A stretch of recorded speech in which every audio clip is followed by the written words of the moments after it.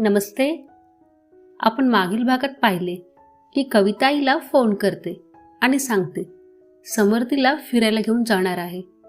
पण तिला रिनीची काळजी वाटते आणि तिच्या मनामध्ये अपराधीपणाची भावना निर्माण होते.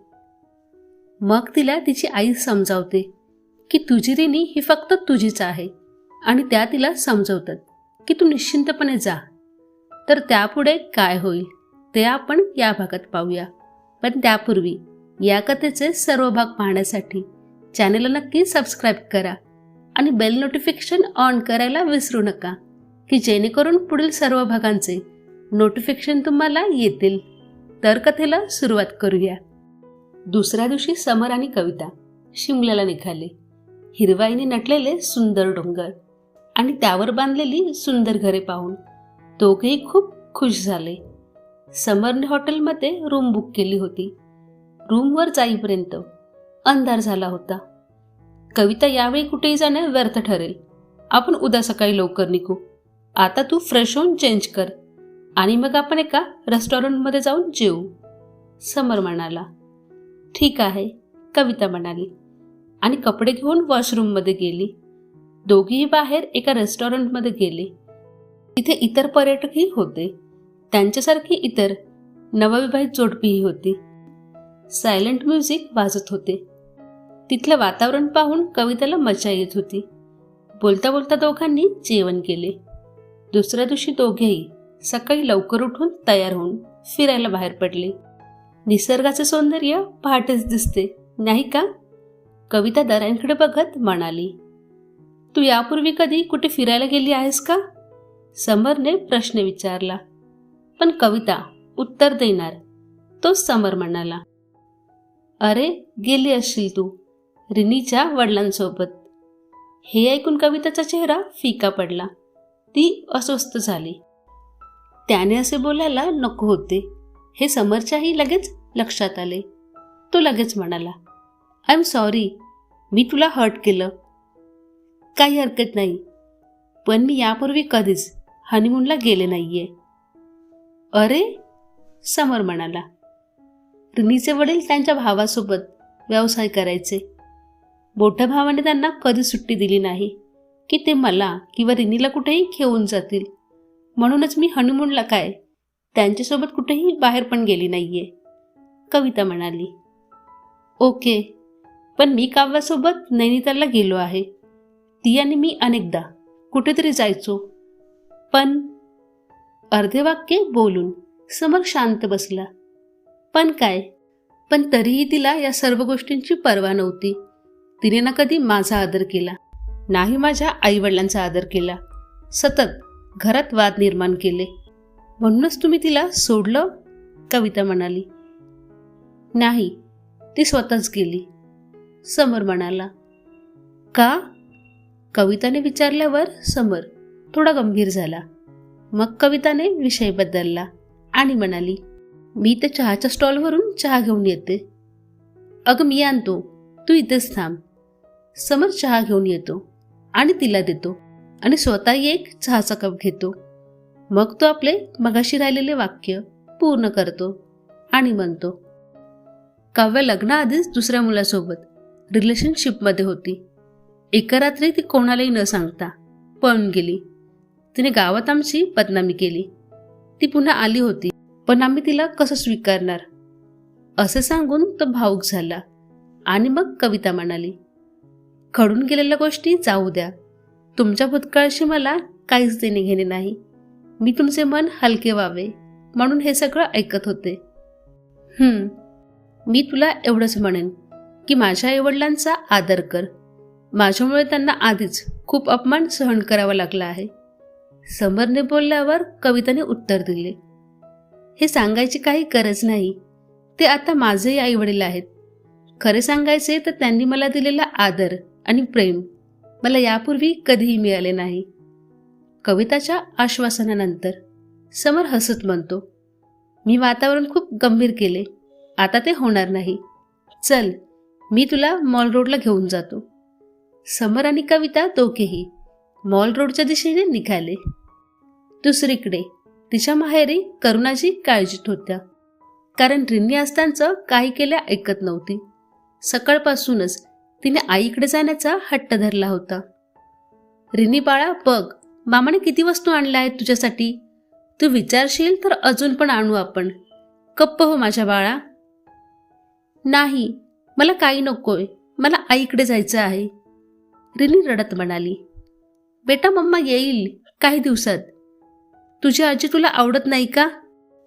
आवडतेस, पण मी परत येईन तुझ्याकडे आजी. मला माझ्या मम्माकडे जाऊ द्या. त्यावेळी रिनी काही समजायला तयार नव्हती. आता तिला समजावण्याचे सगळे मार्ग संपले होते. कविता जर शिमल्याला गेली नसती तर करुणाजीने तिला फोन केला असता, पण आता त्यांना काहीच समजत नव्हते.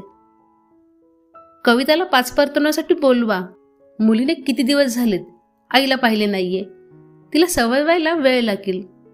काही दिवस वरचेवर येऊ द्या तिला, बाबा म्हणाले. बोलून बघते विहीनबाईंशी. करुणाताई जानकीताईंना सर्व काही सांगतात. समरला विचारून त्या कविताला लवकरच पाठवण्याचा प्रयत्न करेल असे आश्वासन देतात. काही दिवस शिमल्यात एकत्र घालवल्यानंतर समर आणि कविता घरी परतले. दोघेही खूप खुश होते. दोघांनीही घरात प्रवेश करताच जानकीजींच्या पाया पडून आशीर्वाद घेतला. मग काही वेळ एकमेकांची विचारपूस केल्यानंतर जानकीताई म्हणाल्या, कविता, तुला तुझ्या आईवडिलांच्या घरी पाच परतण्यासाठी जावे लागेल. एक काम कर, उद्याच जा. तिच्या माहेरच्या घरी जाण्याच्या विचाराने कविताचा चेहरा उजळला. पण समरने आईला अडवलं. काय घाई आहे? नुकतीच ती शिमल्याहून परत आली आहे आणि आता लगेच माहेरी जायचं? आता काही दिवस इथेच राहू द्या. मी पण 2 दिवसाने जाणार आहे. मग तुम्ही एकटे नाही का होणार? पाच परतवण्याचा सोहळा आधी व्हायचा होता. तुला शिमल्याला जायचे होते म्हणून मी तुला थांबवले नाही. पण आता तो जास्त पुढे ढकलता येणार नाही. का? का टाळता येणार नाही? समरच्या एकापाठून एक प्रश्नाने जानकीताईंना काही सुचेना. त्यामुळे त्या संतापल्या आणि म्हणाल्या, समर, रूढी परंपरांच्या विषयात तू पडू नकोस. तुला तर तसं पण इथे राहायचं नाहीये आणि आमचं म्हणालास तर आम्ही आजपर्यंत राहत आलो होतो ना दोघे. मग ती किती दिवस तिच्या आई वडिलांच्या घरी जाणार नाही? कधी ना कधी तर तिला जावंच लागेल ना. तेव्हा पण आम्ही राहणारच आहोत ना. एकदम तर एकटे आम्ही मुळात नाही आहोत. सगळे नातेवाईक तर जवळपास आहेत, जानकीताई म्हणाल्या. ठीक आहे, ठीक आहे माझी लाडकी आई, तू रागवलीस? मी तर सहज म्हणालो होतो की एवढी घाई का आहे? तुला जे योग्य वाटेल ते कर, ठीक आहे? समरला शांतपणे बोलताना पाहून जानकीताई हसल्या आणि म्हणाल्या, तर ऐक, उद्या कविताला घेऊन जा आणि नंतर तिला तिथे सोडून ये. त्यावर समरने पुन्हा तोंड केले. मी तिथे काय करू? माझ्या आईबाबांना सगळ्यांना भेटलात तर त्यांनाही आनंद होईल. समरचे बोलणे ऐकून कविता म्हणाली, हो ते तर नक्कीच आहे, पण दोघांनी एकत्र जाण्याची परंपरा पण आहे, जानकीताई म्हणाल्या. एक दीर्घ श्वास घेत समर अनिच्छेने म्हणाला, ठीक आहे, पण आता तरी मी माझ्या खोलीत जातोय आराम करायला. असे म्हणत तो त्याच्या खोलीत गेला. दुसऱ्या दिवशी दोघेही तयार होऊन कविताच्या घरी जायला निघाले. कविताचं मन आपल्या मुलीला भेटण्यासाठी अस्वस्थ होतं, तर रिनीही आईच्या स्वागतासाठी इकडे तिकडे धावत होती. ती सकाळी लवकर उठून अंघोळ करून तयार झाली. ती वारंवार दरवाजाजवळ जाऊन उभी राहायची, पण कोणी येत नसल्याचे पाहून ती किचनमध्ये जाऊन निराशेने आजीला विचारायची, मम्मा कधी येणार? येईल ती बाळा, थोडा धीर धर, यायला वेळ लागेल, आजी उत्तर द्यायची, जे तिने याआधी पण दिले होते. पण रिनीला धीर नव्हता. ती मग दरवाजातून बाहेर डोकून पाहायची. तेवढ्यात एक गाडी येण्याचा आवाज आला. रिनीचे मन पुन्हा आनंदी झाले. पण दुसऱ्या क्षणी गाडी घरासमोर थांबण्याऐवजी पुढे गेल्याचे पाहून ती पुन्हा निराश झाली आणि ती खिन्न मनाने तिच्या खोलीत गेली. तिचे डोळे भरून आले.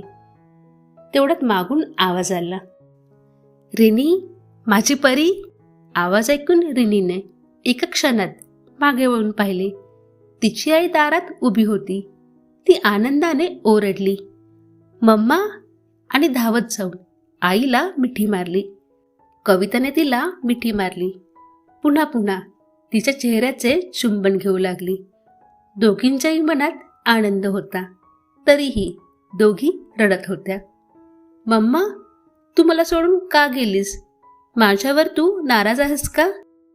रिनी रडत म्हणाली, नाही रे पिल्लू, मी माझ्या मुलीवर का रागू? मला सोडून नको जाऊस मम्मा, तू इथेच राहा.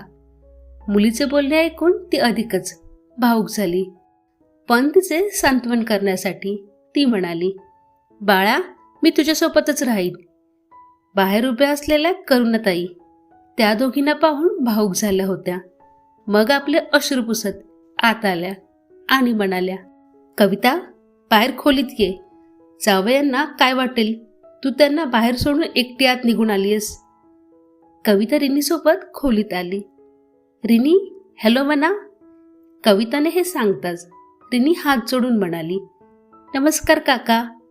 तेव्हा तिची आजी म्हणाली, बेटा, हे काका नाही आहेत, ते तुझे वडील आहेत. त्यांचे बोलणे ऐकून आत्तापर्यंत हसणाऱ्या समोरच्या चेहऱ्यावरचे भाव बदलले. काही हरकत नाही, काकाच ठीक आहे.